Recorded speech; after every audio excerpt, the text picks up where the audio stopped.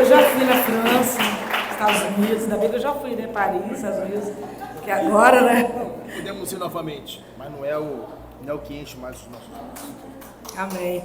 Então, eu trabalho nesses países, tanto nos outros que a gente já foi, especificamente em Moçambique, eu trabalho mais com treinamento na área de seminários, né?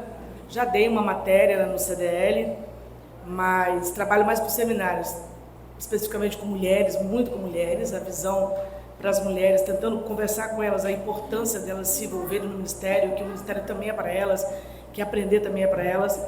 E qual a importância de se treinar líderes? A gente trabalha com o seminário há mais de 27 anos, né? A gente se formou num ano, no outro ano a gente começou a dar aula. Então, a gente não vê no Brasil esse empenho, né? Para a gente carregar um aluno para o seminário é uma luta, né? E bota mensagem, vem, não falta, por favor. E eles chegam 7h40, 8h, quer sair 9h. É uma luta. E quando eu cheguei na África, eu me impressionei porque eu vejo, né, que a primeira motivação, né, é que eu vejo que eles têm muita vontade de estudar. Então, eles andam quilômetros e quilômetros e quilômetros e querem estudar. Então, eu acho que todo professor que é professor de verdade, o maior estímulo que tem é ver aluno que quer aprender. Então, essa foi a primeira motivação. Então, o Sidak estava dando uma aula, na primeira vez que a gente foi, ele estava dando uma aula e aí acabou a luz, e aí é uma aula de... Era grego, Sidak? Exegese do Antigo, do hebraico, né, também. E aí eles estavam estudando, eu falei, bom, muito relâmpago, trovão. Aí eu falei, bom, agora, né, se fosse lá no Brasil, antes de começar o trovão, quando começar a primeira gota, eles já falam ligando pra gente que não vai ter aula. Aqui, apagou tudo, então eles vão embora. Aí eles foram ligando o celular, a lanterna do celular, foram ligando, e eu fiquei olhando e falei, o que é isso? Eles falaram, não, pastor, pode continuar, não, vamos continuar no celular. Eu falei, o que é isso, gente? O que é isso? Né? Aí você atravessa o oceano todo para ir lá, porque as pessoas querem aprender. Então, a maior motivação, o Brasil, ele é um país, né, com muita abundância de tudo. E aí as pessoas não valorizam. Abre uma porta, do lado tem um seminário, do outro lado tem um seminário, ali tem uma livraria, ali tem outra. Tem muita abundância. E aí não tem. Então, por que dá tanto para quem tem tanto e não dá um pouco para quem não tem nada? Né? Segundo, porque a visão que a gente tem não é de treinar uma pessoa, treinar um obreiro, mas a visão é de treinar uma nação. Porque olha só, quando você ensina para duas pessoas, semana passada eu estava com 2 alunos na Dulos, 2 alunas. A minha visão não é 2 alunas, a minha visão é 2 igrejas. Entende? Eu estou treinando 2 igrejas. Então o pessoal, alguém chegou para mim e perguntou assim, tem certeza que você vai dar aula para 2 alunos? Eu falei, não estou dando aula para 2 alunas, estou dando aula para 2 igrejas. Aqui tem 2 igrejas, aqui tem 2 ministérios de louvor representados. Isso vai se multiplicar em mais 10 pessoas, mais 15 ali, que vai se multiplicar. Então essa é a visão que a gente tem que ter. Então quando eu vejo aqueles obreiros, né, 30, 40, 50 obreiros, às vezes seminário você tem lá 100 pessoas, não são 100 pessoas. São 100 comunidades, 100 aldeias, 100 lugarejos que serão atingidos. Isso vai se multiplicar e a sua voz vai chegar onde você nunca imaginou. Então, essa é a importância do ensino, porque o ensino ele é multiplicador. Quando você dá, né, já fui em muitos lugares, a gente dá comida, eles vão pelo alimento que perece, e quando acabar, acabou. Agora, quando você dá o alimento espiritual, quando você dá o treinamento, quando você treina aquele obreiro que está ali, que anda 72 quilômetros para receber, ele vai levar o seu conteúdo para mais uma comunidade, que vai levar para outra comunidade, e isso é multiplicador, a gente precisa ter essa visão. Então, com certeza, a nossa voz chegou a muitos lugares que a gente nem imaginou chegar. Mas chegou através dessa multiplicação. Então, treinar obreiros é treinar, né? Quando você dá o alimento, ele é importante, mas o Senhor ele supre todas as necessidades. Mas ele é ali, é para aquela pessoa, sabe? É para aquela fome. Agora, a palavra não, ela é multiplicadora, ela vai se multiplicando, entendeu? Você vai formando obreiros e eles vão tendo conhecimento, muitas vezes eles voltam, né, às práticas, porque é uma igreja, eu percebo que na África, né, me corrija se eu estiver errado, eu percebo que o evangelho ele cresce muito, no sentido de, eles têm sede. Então, eu vejo que, pelo menos Moçambique, precisa de pessoas para treinar liderança. Porque a igreja, ela cresce muito, mas ela vai crescendo meio aleijada, meio defeituosa. Por quê? Meninos vão tomando conta. né, bebê espiritual. Então você tem que treinar para que eles não voltem às práticas antigas, porque eles voltam não é porque eles querem, é porque eles não têm ensino. O ensino é que vai fazer com que eles consolidem a palavra. E quem que vai fazer isso? Né? Quem tem algo para dar? Eu e você que temos igreja, que temos um monte de livraria, um monte de Bíblia, um monte de seminário. Você não estuda aqui se você não quer, né? Então o conhecimento está aqui. Então o povo de Deus, ele se corrompe, ele se perde e vai sendo destruído porque falta o quê? Conhecimento. E se nós temos o conhecimento, qual é a nossa função? Dá para quem não tem, ok? Dá para quem não tem oportunidade. Então é essa visão que eu tenho, por isso que a gente tem essa motivação. Glória a Deus. Bom que eu fiz uma pergunta, ela respondeu duas.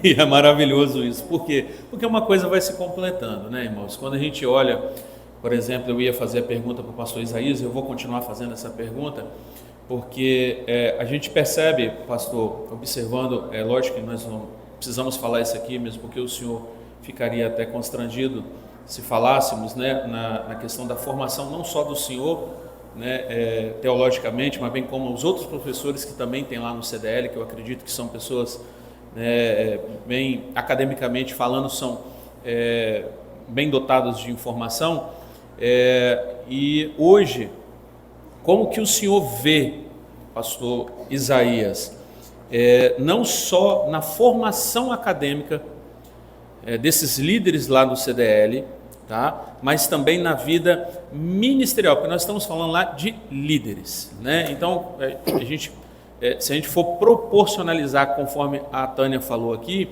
é um impacto que talvez a gente não vai conseguir mensurar, porque se fizéssemos um cálculo aqui básico aqui de 100 alunos líderes pastoreando igrejas com 30 pessoas, nós já teríamos um número bem expressivo, né? Então, hoje, eu vou incluir aqui a Igreja Assembleia de Deus, né, porque é ela que envia esses missionários.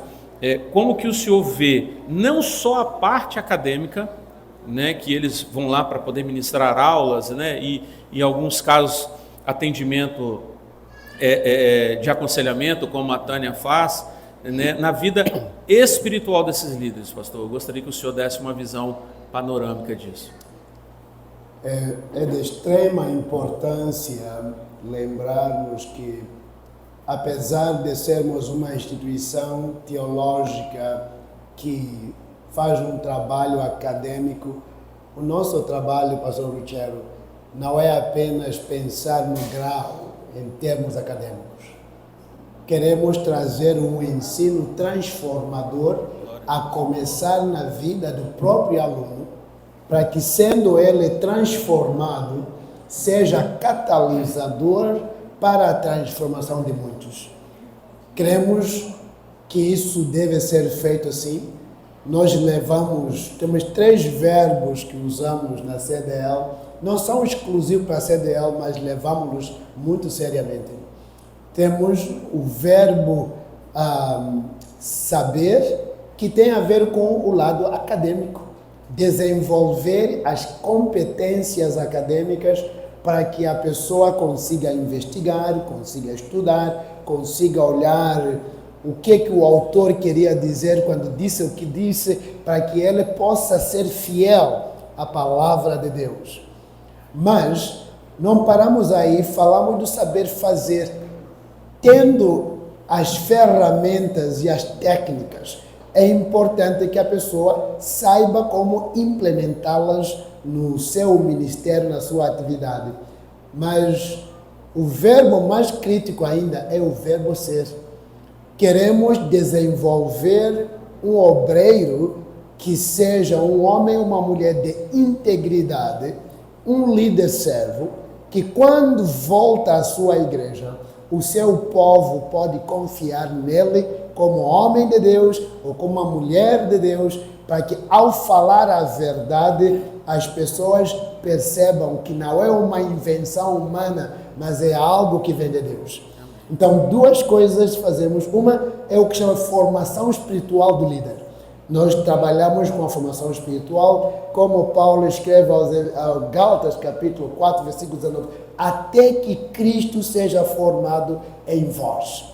A nossa intenção como escola é, começando com o estudante, que haja esse desenvolvimento e essa maturidade espiritual, para que, registrando essa maturidade espiritual, o capacite na vida pessoal e na sua vida ministerial, sem menosprezar a academia, porque é importante que tenha as ferramentas, por exemplo, exegese bíblica, estudando a dinâmica da personalidade, entre outras coisas. São ferramentas que habilitam o estudante, primeiro, a fazer uma introspecção, um olhar para dentro e receber essa transformação que vem de Deus. E isso ninguém pode barrar. Quando ele volta para a igreja, será a coisa notória, visível, impactante, que vai fazer a diferença nas igrejas. Se eu pegar 2 estudantes,